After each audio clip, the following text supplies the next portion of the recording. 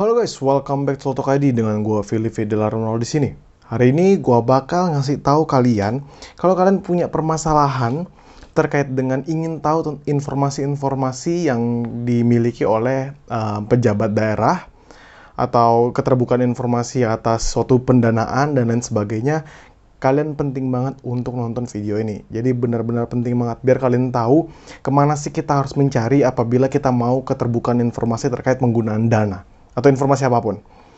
Nah, jadi ini gue dapatkan dari salah satu komentar di jejaring sosial media yang gue ikutin, dan menurut gue ini penting banget.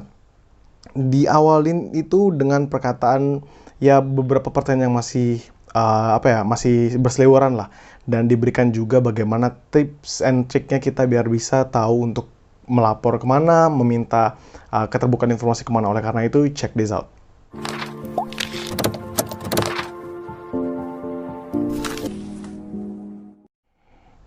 Nah, jadi kalau misalnya kalian itu pengen tahu kemana sih penggunaan dana desa, atau kalian tuh juga pengen tahu penyaluran bansos gimana, atau misalnya gimana penyaluran bantuan yang diberikan oleh pemerintah untuk COVID-19 ini kemana.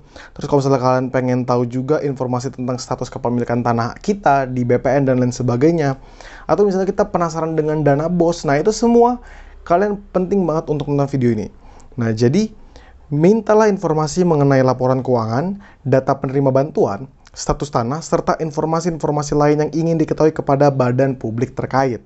Nah, badan publik terkait itu apa aja? Pertama itu bisa pemerintah provinsi atau kabupaten, atau juga bisa di kota, atau pemerintah di desa. Terus juga kita juga bisa minta ke dinas terkaitnya, mau itu BPN atau dinas-dinas lainnya begitu. Nah, untuk pertama kita harus membuat surat. Nah, tujukanlah surat itu kepada Pejabat Pengelola Informasi dan Dokumentasi atau PPID Badan Publik yang dituju. Misalnya kita pengen tahu bantuan sosial di desa kita, berarti kita menunjukkan kepada PPID yang ada di pejabat desa tadi atau pemerintah desa. Kalau misalnya itu tentang pertanahan, kita mau tahu informasi tentang pertanahan, ya kita juga akan menyampaikan surat tadi kita tujukan itu ke PPID BPN. Nah, itu paling penting. Jadi contohnya misalnya kepada PPID pemerintah desa. Nah, itu kita akan memberikan suatu surat, kita meminta untuk keterbukaan informasi terhadap misalnya bantuan tadi. Misalnya kita ambil bantuan tadi ya, terhadap bantuan tadi itu. Nah, fungsinya buat apa? Ya biar kita tahu, emang siapa sih yang berhak dapat, siapa sih yang harus bisa meminta bantuannya, apakah ada slot yang masih kosong dan lain sebagainya, itu penting banget. Nah, syaratnya apa aja? Kan pasti penasaran. Kalau misalnya kita udah ngebahas terkait dengan apa yang perlu kita lakukan, kita perlu tahu syarat-syaratnya. Nah, untuk perorangan, misalnya gue pengen melaporkan seperti itu atau meminta keterbukaan informasi, cukup melampirkan fotokopi KTP.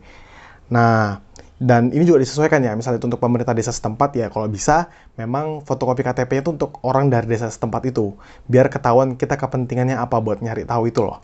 Nah, terus habis itu kalau sekelompok orang gimana? Nah, kalau untuk kelompok orang, lampirkan surat kuasa dan fotokopi KTP setiap orang dalam kelompok. Begitu. Nah, untuk lembaga atau badan publik lain, lampirkanlah KTP, terus akta pendirian lembaga, terus habis itu ADART, terus keterangan terdaftar di Kemenkumham. Nah, ini untuk misalnya kita instansi PT misalnya gitu, CV ya gitu, kita bisa mintakan juga. Jadi kita tahu syarat-syaratnya apa.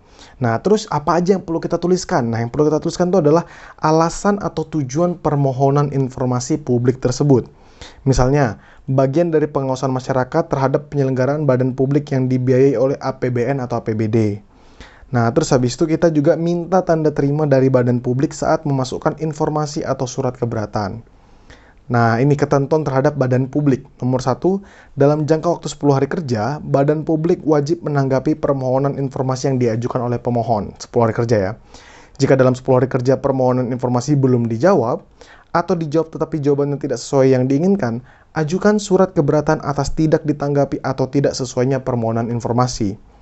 Nah, ini kan penting banget ini. Jadi kita bisa meminta suatu keterbukaan informasi, kita meminta data-data tertentu yang memang ada tujuannya kita punya alasan untuk hal tersebut, dan juga kalau memang nggak ditanggapi, kita bisa komplain, kita bisa minta surat keberatan.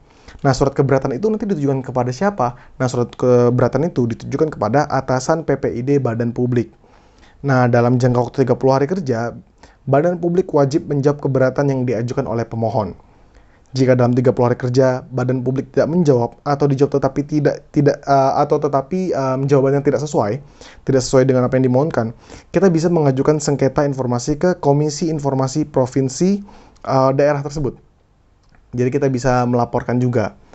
Nah, kalau misalnya untuk provinsi lain ya disesuaikan aja. Misalnya kasus ini terjadi di daerah Kalimantan Timur gitu misalnya. Ya berarti dari pemerintah desa tadi gue bisa melaporkannya, misalnya dia badan publik tadi di daerah situ. Gue bisa melaporkan ke Komisi Informasi Provinsi Kalimantan Timur. Nanti gue sebutkan di mana daerahnya. Kalian tinggal sesuaikan aja. Kalian benar-benar sesuaikan dengan kalian tinggal di mana. Terus habis itu hal-hal apa yang kalian perlukan, dan nanti untuk selanjutnya kalian tinggal minta memberikan surat keberatan. Baik itu kepada badan publik tadi yang pertama kali nggak mau, ataupun sudah kepada atasannya. Nah, catatannya ini apa aja nih? Ada catatan di sini dikasih tahu. Pengajuan sengketa informasi ke Komisi Informasi tidak boleh lebih dari 14 hari sejak berakhirnya masa 30 hari tidak ditanggapnya permohonan informasi. Jadi kan tadi kita ada dengar tuh 10 hari pertama dia tidak menanggapi, atau misalnya dia memberikan tidak sesuai informasi yang kita minta, kita laporkan, kita surat keberatan lagi kepada ketuanya. Ketika 30 hari juga enggak, nah kita ada jeda nih ya, 14 hari, rentang waktu 14 hari ini. Selama 14 hari ini kita harus melapor.